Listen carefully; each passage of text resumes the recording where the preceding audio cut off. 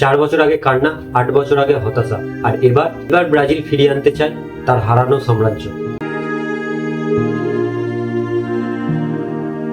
বন্ধুরা, অবশেষে ঘোষণা হয়ে গেছে ব্রাজিলের 2026 ফিফা ওয়ার্ল্ড কাপে 25 জনের স্কোয়াড। আর সবচেয়ে বড় খবর হলো আবারও ব্রাজিল দলে ফিরেছেন Neymar junior. Neymar Junior Santos. অনেকে ভেবেছিল যে তার ওয়ার্ল্ড কাপের কেরিয়ার শেষ। ইনজুরি, ক্রিটিসিজম সবকিছু মিলিয়ে আমরা ভেবেছিলাম যে তাকে আর কোনোদিন ওয়ার্ল্ড কাপে ব্রাজিলের জার্সিতে হয়তো কোনোদিন দেখবো না, কিন্তু না, Prince is back for one last dance. আজকের ভিডিওতে আমরা দেখব ব্রাজিলের 25 জনের স্কোয়াড এবং নেইমারের কামব্যাক স্টোরি এবং কে কে বাদ পড়েছে এই দল থেকে। আর সত্যি কি ব্রাজিল এই বছর ওয়ার্ল্ড কাপ জিততে পারবে? ভিডিওটি শেষ পর্যন্ত দেখুন, কারণ শেষের প্রেডিকশন আপনাকে অবাক করবে। ব্রাজিলের কোচ আনচেলোটি সে ইতিমধ্যে তার 25 জনের স্কোয়াড অ্যানাউন্সমেন্ট করে দিয়েছে। আর এই স্কোয়াড দেখে বোঝা যাচ্ছে তার দল অ্যাটাক মাইন্ডেড, ফাস্ট, ইয়াং এবং এক্সট্রিমলি ডেঞ্জারাস। গোলকিপার সেকশনে আমরা অ্যালিসন এডারসনকে দেখতে পাবো। এক্সপিরিয়েন্স আর কম্পোজার দুটোই কিন্তু আছে। বিশ্বের সেরা 2 গোলকিপার ব্রাজিলের দলে থাকা মানে তারা ডিফেন্সিভ সিকিউরিটি নিয়ে তারা চিন্তাই করছে না।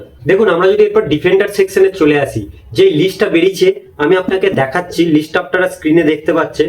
ডিফেন্ডারে আপনি প্রথমেই দেখতে পাবেন ওয়েসলিকে, তারপর মার্কিউনেস, আপনারা সবাই চেনেন মার্কিউনেসকে, Danilo, Alexandro, Gabriel, de Santos, Bremer, এদিকে আপনারা দেখতে পাবেন।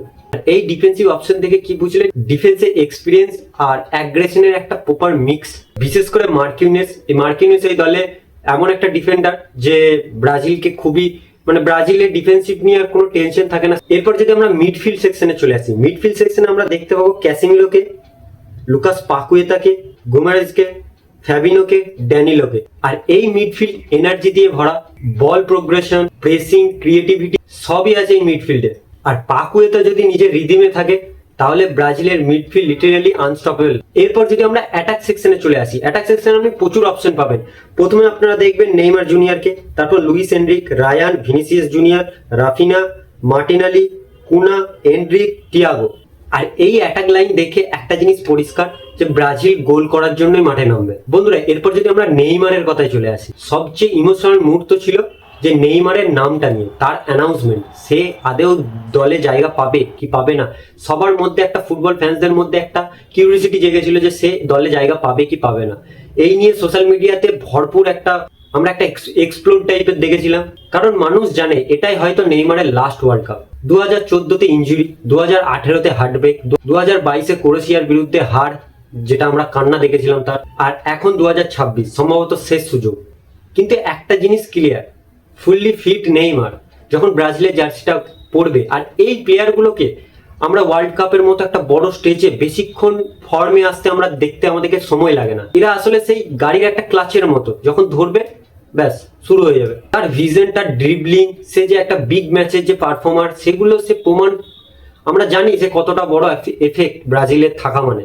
এরপর তার পাশে আছে ভিনিসিয়াস জুনিয়রের মতো স্পেস, এনরিকের মতো হাঙ্গার, রাফিনার মতো ইন্টেলিজেন্স। অনেকে বলছে যে এটা নেইমারের দল নয়, এটা ভিনিসিয়াস জুনিয়রের ব্রাজিল। হ্যাঁ, একদিক থেকে ভুলও না। আর ভিনিসিয়াস জুনিয়র হচ্ছে এখন বিশ্বের সবচেয়ে ডেঞ্জারাস উইঙ্গার। বিগ ম্যাচে পারফরমেন্স, কনফিডেন্স, ফিনিশিং সবকিছুই নেক্সট লেভেলের তার। কিন্তু ইন্টারেস্টিং ব্যাপার হচ্ছে, যখন নেইমার আর ভিনিসিয়াস জুনিয়রের মতো দুটো প্লেয়ার যখন ব্রাজিলের দলে একসাথে খেলবে, তাদের অ্যাটাক কমপ্লিটলি আনপ্রেডিক্টেবল হয়ে যায়। একজন ক্রিয়েটার আর একজন ডেস্ট্রয়ার। আর একটা নাম সবাইকে এক্সাইটেড করছে, সেটা হচ্ছে এনরিক। সে একটা টিনেজার হয়েও প্রেসার হ্যান্ডেল করার মতো ক্ষমতা তার আছে। আর যদি এই ওয়ার্ল্ড কাপে এনরিক ব্রেকআউট করে, তাহলে আমরা দেখতে পাবো এই বছর নতুন বিশ্বকাপে একটা নতুন সুপারস্টার জন্ম নিচ্ছে। তবে স্কোয়াড অ্যানাউন্সমেন্টে কিছু শকও আছে। কিছু এক্সপিরিয়েন্স প্লেয়ার বাদ পড়েছে তাদের ফিটনেস এবং তাদের ফর্মের কারণে। আর সোশ্যাল মিডিয়াতে ফ্যান্সরা ডিবেট করতে শুরু করে দিয়েছে যে কোচ আনচেলোটি সে কি পারফেক্ট একটা স্কোয়াড বানিয়েছে। কারণ ব্রাজিল স্কোয়াডে ট্যালেন্ট আছে, কিন্তু ওয়ার্ল্ড কাপ জিততে মেন্টালিটি লাগে। Can Brazil win the world cup? এখন সবচেয়ে বড় প্রশ্ন এটাই আর কি। 2014-তে জার্মানির কাছে 7-1 গোলে সেমিফাইনালে হেরে যাওয়া, 2018-তে বেলজিয়ামের বিপক্ষে বাদ পড়ে যাওয়া, 2022-এ ক্রোয়েশিয়ার বিরুদ্ধে হেরে যাওয়া। কিন্তু এবার সিচুয়েশন আলাদা। এবার স্কোয়াডে আছে youngster, experience, creativity, squad depth, আর সবচেয়ে বড় জিনিস হচ্ছে হাঙ্গ্রি মেন্টালিটি। যদি নেইমার ফিট থাকে, যদি ভিনিসিয়াস জুনিয়র ফর্মে থাকে, আর ব্রাজিলের ডিফেন্স যদি মিস্টেক না করে, তাহলে অনেস্টলি বলছি Brazil is one of the biggest favourite for FIFA world cup. তো বন্ধুরা, আপনাদের কি মনে হয় যে ব্রাজিলের এই স্কোয়াডটি ওয়ার্ল্ড কাপ জিততে পারবে? নেইমারের কি ফাইনালি স্বপ্ন পূরণ হবে, নাকি আবারও হার্ট ব্রেক অপেক্ষা করছে? অবশ্যই আপনারা কমেন্টে জানান।